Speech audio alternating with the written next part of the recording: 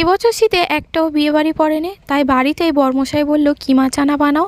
আর কিমা চানা বানানোর জন্য মাংসের কিমা তো লাগবে, তাই ওবেলার মাংস ছিল, তো সেটা দিয়েই আমি কিমা হিসেবে ব্যবহার করেছি। আর আমি কিভাবে এই কিমা চানার রেসিপিটা করছি সেটাই আপনাদের শেয়ার করে দিলাম। নমস্কার বন্ধুরা, আমি সুপর্ণা, আপনাদের সবাইকে স্বাগত। সুপর্ণা রান্নাঘরে আবারও হাজির হয়ে গেছি নতুন একটা রেসিপি নিয়ে। আর দেখুন বন্ধুরা, এখানে চানাগুলো ভেজানো ছিল, তো এটা কিন্তু আমি ভালো করে সিদ্ধ করে নিয়েছি। আর এই সিদ্ধ করেছি কালো কালো লাগছে, কারণ আমি কিন্তু এখানে লিকার চা একটু দিয়েছি যাতে একটু কালো রঙটা হয়। আপনারাও এইভাবে করে সেদ্ধ করবেন, দেখবেন কিন্তু এইভাবেই রঙ হবে।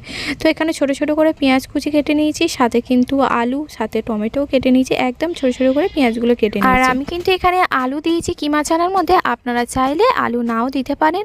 আর দেখুন ওবেলার তরকারির মাংসগুলো আমি কিন্তু তুলে নিয়েছি, আর মাংসগুলো হাড় থেকে এইভাবে হাত দিয়ে ছাড়িয়ে নিচ্ছি। তো এইভাবে সমস্ত মাংসগুলো ভালো করে ছাড়িয়ে কিমা বানিয়ে নেব। আর আপনাদের কাছে যদি মাংস থাকে তাহলে আপনারা ছুরির সাহায্যে কিমাটা করে নিতে পারেন। তো সমস্ত কিছু মাংসগুলো ছাড়ানো হয়ে গেছে, আর আলুটা আমি এখানে সেদ্ধ করার জন্য প্রেসার কুকারের মধ্যে দিয়ে দিলাম। তার মধ্যে দিয়ে দিলাম হলুদ গুঁড়ো, আর তার মধ্যে দিয়ে দিলাম অনেকটা পরিমাণে নুন আর জল দিয়ে এবার আলুটায় 3টে সিটি দিয়ে দিতে হবে, কেননা আলুটা যেন একদম সেদ্ধ হয়ে ঘেঁটে যায়। আর এইভাবে সেদ্ধ করে নিয়েছি, 3টে সিটির পরে আমি ভালো করে ঘেঁটে নিচ্ছি। আর দেখিয়ে দিলাম আমি কয়েকটা শুকনো লঙ্কাও বেটে নিচ্ছি। তো এবারে আমি কড়াইয়ের মধ্যে তেল গরম করে নিয়েছি, আর তেলের মধ্যে আমি দিয়ে দিলাম গোটা শুকনো লঙ্কা, তারপরে দিয়ে দিলাম 4টে এলাচ, 2 টুকরো দারুচিনি আর 3টে লবঙ্গ দিয়ে ফোড়ন থেকে ভালো করে গন্ধ উঠতে তার মধ্যে আমি দিয়ে দিলাম একদম ছোট ছোট করে কাটা পেঁয়াজ কুচি। তো পেঁয়াজগুলো এবার ভালো করে একটু ভেজে নেব।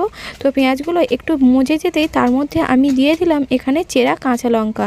তো আপনারা যদি ঝাল কম খান তাহলে কাঁচা লঙ্কাটা নাও দিতে পারেন। তো চেরা কাঁচা লঙ্কা দেওয়ার পর তারপরে আমি দিয়ে দিলাম একদম ছোট ছোট করে কাটা টমেটো কুচি। তো টমেটো কুচিটা গলে যাওয়া পর্যন্ত অপেক্ষা করেছি। তো টমেটোটা গলে যেতে তার মধ্যে আমি দিয়ে দিলাম বাটা লঙ্কা, তারপর আমি দিয়ে দিলাম হলুদ গুঁড়ো, তারপরে আমি দিয়ে দিলাম জিরে আদা বাটা। তো দিয়ে আবারও মশলাটা এবার ভালো করে কষিয়ে নিতে হবে মিডিয়াম আঁচে। আর মশলাটা যাতে পুড়ে না যায় সেই জন্য আমি কিন্তু এখানে অল্প অল্প করে শিলে ধোয়া যে জলটা ছিল সেই জলটা কিন্তু আমি বারবার করে দিয়ে দিচ্ছি। আপনারাও কিন্তু এইভাবে দিয়ে দিলাম, কারণ মশলাটা পুড়ে গিয়ে তেতো হয়ে গেলে তাহলে তরকারির টেস্টটা কিন্তু একদম খারাপ লাগবে। আর লিকার চা ব্যবহার করছি বলে অনেকেই ভাবতে পারেন তরকারিটা তেতো হয়ে যাবে, না, একদমই তেতো হবে না, খেতে কিন্তু অসাধারণ লাগে। তো মশলাটা কষানো হয়ে যেতে চিকেনগুলোর যে আমি কিমা মতো করে রেখেছিলাম তো সেগুলোই আমি দিয়ে দিলাম। মশলাটা ভালো করে কষানো হয়ে গেছে, যেহেতু মশলা থেকে তেল ছেড়ে গেছে, এবার এর মধ্যে আমি কিন্তু চানাটা দিয়ে দিচ্ছি।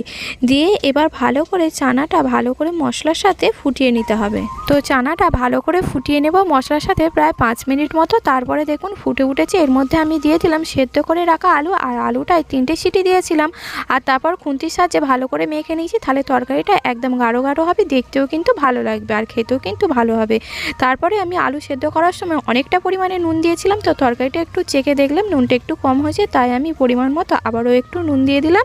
দিয়ে এবার ভালো করে নাড়াচাড়া করে নিয়েই এবার ধনেপাতা কুচি দিয়ে নামিয়ে নিলেই হয়ে যাবে কিমা চানা। আর রেসিপিটি যদি ভালো লাগে তাহলে লাইক শেয়ার কমেন্ট করবেন, আর চ্যানেলে নতুন হলে চ্যানেলটি সাবস্ক্রাইব করে পাশে থাকার অনুরোধ রইল।